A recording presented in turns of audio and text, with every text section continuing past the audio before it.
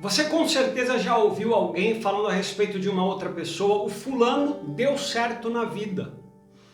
Talvez você mesmo já tenha dito a respeito de alguém que deu certo na vida. Às vezes a gente usa essa expressão para falar de alguém que tem recursos financeiros, que ganha bem, que está conseguindo juntar patrimônio. Às vezes uma pessoa consegue dar uma perspectiva mais ampla a respeito de dar certo na vida ou não. Por exemplo, uma pessoa que vem ali de uma família desestruturada, mas quando cresce ela se casa, consegue ter uma família em ordem, um casamento em ordem, e alguém diz a respeito dessa pessoa: poxa, fulano deu certo. Eu queria apresentar para você hoje uma perspectiva, em primeiro lugar, bíblica. Eu não quero que você ache que essa é uma daquelas palavras positivistas e triunfalistas, mas eu queria trazer uma perspectiva honesta e completa a respeito do que é dar certo na vida. Eu queria fazer com você uma declaração de fé, de que você já está dando certo na vida. Quero ler com você segunda carta de Paulo a Timóteo, capítulo 4, versículo 18, que diz o seguinte: o Senhor me livrará de toda obra maligna e me levará a salvo para o seu reino celestial.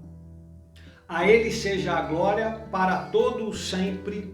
Amém. Com destaque para a primeira parte, a declaração de fé que ele faz. O Senhor me livrará de toda obra maligna e me levará a salvo para o seu reino celestial. O Bill Hybels, que é um autor famoso, ele trabalha a ideia, o conceito do versículo para a vida. O que é um versículo para a vida? É um versículo que a pessoa frequentemente recita para si mesma, que ajuda essa pessoa a se lembrar de quem ela é, quais os planos que Deus tem para ela, e ajuda essa pessoa a se conduzir pela experiência da vida, ajuda essa pessoa a se nortear na vida. 2 Timóteo 4,18 é um dos meus 2 versículos para a vida. E é interessante que quando a gente ouve essa afirmação de Paulo, o Senhor vai me livrar de toda obra maligna, e a gente olha para o que está acontecendo na vida de Paulo, a gente conclui que Deus não vem livrando Paulo de uma série de coisas ruins que ele precisa experimentar na vida dele. Paulo, ele se converte já em sofrimento, porque ele se converte no caminho para Damasco. Quando ele chega em Damasco e ele começa a anunciar que Jesus é o Cristo, os judeus da cidade já se mobilizam para matá-lo. Então, Paulo mal se converte, ele já está ameaçado de morte, ele já está com a sua vida sob risco e ele precisa fugir da cidade. Paulo enfrentou surras, açoites. Paulo foi apedrejado ao ponto de acharem que ele já tinha morrido. Paulo enfrentou decepções nas igrejas, gente que ele achava que eram irmãos queridos, que trabalhavam lado a lado com ele pelo progresso do Evangelho, e descobriu que eram inimigos dele e inimigos do Evangelho. Paulo enfrentou solidão, esse trecho que a gente acabou de ler, algumas linhas para cima, Paulo está preso.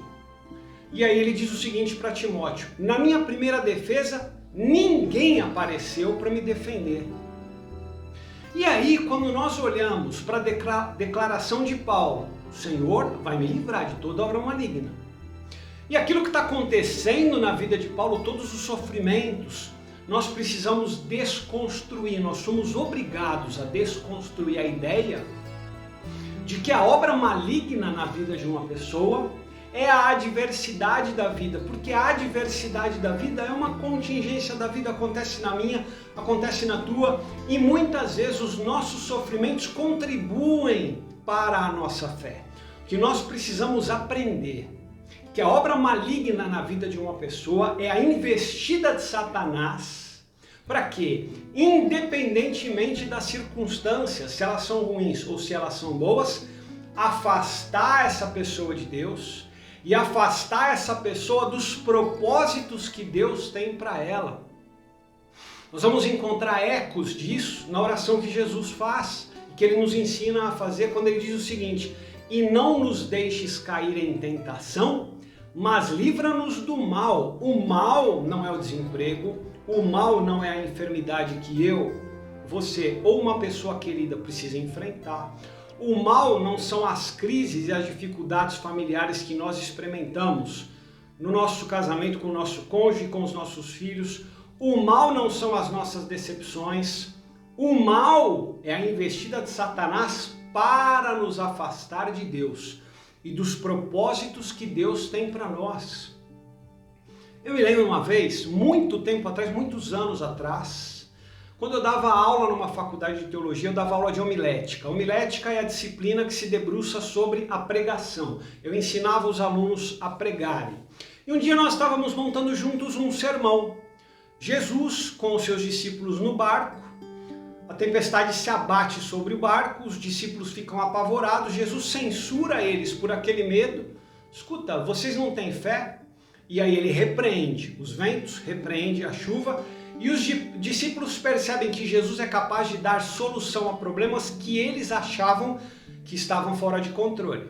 E aí com os alunos eu falei, gente, vamos fazer a interpretação como se nós estivéssemos montando um sermão para pregar em alguma igreja. Quero que vocês me ajudem a relacionar que as tempestades da vida, que as pessoas acham que eventualmente sejam problemas que estão fora de controle, mas que nós sabemos que Deus tem controle. E aí começamos a montar uma lista. Alguém falou, os problemas financeiros. Com certeza ninguém gosta de passar dificuldade financeira. Fui lá na lousa, problemas financeiros. É uma tempestade da vida de um ser humano. As crises familiares, problema no casamento, problema com os filhos, com certeza. Quem que não quer viver em paz, em harmonia com a família, fui na lousa, coloquei lá problemas familiares. Alguém falou enfermidade, seja nossa, seja de uma pessoa querida, com certeza fui na lousa e coloquei enfermidade. Aí, um aluno, aliás, muito provável que essa mensagem chegue até ele, irmão Rubem Alzier, ele foi meu aluno, a irmã Clélia, a esposa dele, foi minha aluna. Irmão Rubem Alzier disse o seguinte, fraqueza espiritual. Aí naqueles segundos em que eu me dirigia para a lousa para escrever fraqueza espiritual, eu pensei, fraqueza espiritual é a maior tempestade que pode se abater sobre a vida de uma pessoa, porque se ela estiver fortalecida espiritualmente, ela enfrenta a dificuldade financeira. Se ela estiver fortalecida espiritualmente, ela enfrenta problemas familiares, ela enfrenta enfermidades, ela enfrenta os desafios da vida se ela estiver com a sua fé fortalecida. Agora, o que fazer uma pessoa quando ela está com a sua fé enfraquecida? Essa é a obra maligna na vida de uma pessoa, de afastar alguém da sua fé. E preste atenção como nós podemos ser confundidos. Às vezes uma pessoa está com a vida aparentemente muito bem. Ela está bem empregada, ela está profissionalmente realizada, satisfeita, ela é bem remunerada. Ela é saudável, às vezes é até atleta. Corre na rua, faz musculação, pedala, faz natação, etc. Está bem na família, está bem no casamento, os filhos estão bem, estão estudando, mas preste atenção. Se essa pessoa estiver afastada de Deus, nada na vida dela vai bem. Porque nós não podemos ser enganados por aquilo que os nossos olhos veem. E o outro lado da moeda é que uma pessoa, nós podemos dizer que ela deu certo na vida.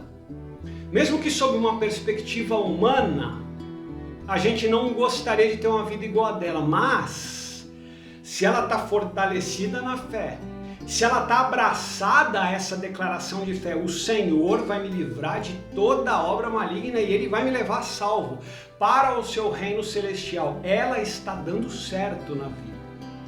Eu queria fazer com você hoje essa declaração de fé. Você está dando certo na vida, você que está firme no Senhor, você que está chegando ao final desse vídeo em que você escutou um pastor falar a respeito de como o Senhor Deus vai cumprir as suas promessas na nossa vida e nos levar para perto de si. Você que se dedica à oração, você que se dedica à palavra. Talvez você ache estranho eu dizer que você está dando certo na vida porque você pensa, Fábio, eu sou profissionalmente uma pessoa completamente frustrada. Fábio, eu luto contra uma ou mais enfermidades que quase que me tiram a esperança. Fábio, a minha vida familiar é um caos. Eu tenho muitas dificuldades no meu casamento. Eu tenho muitas dificuldades com o meu marido, com a minha esposa, com os meus filhos. Fábio, eu sou uma pessoa completamente frustrada com a minha aparência. Preste atenção. Você está abraçado a Cristo? Você está convicto de que o Senhor Deus vai conservar a tua fé, até te levar para a glória perto dele? Você já está dando certo. Não interessa o que a perspectiva humana tente te convencer, porque você já está dando certo. Eu queria dizer, abrace essa promessa do Senhor, lembre-se dessa declaração de fé. O Senhor vai te livrar de toda obra maligna e Ele vai te levar salvo para o seu reino celestial. Creia nisso, tá bom? Creia nisso nessa semana, creia nisso nesse mês, creia nisso no decorrer da tua vida. Deus abençoe você e que Deus abençoe o seu lar.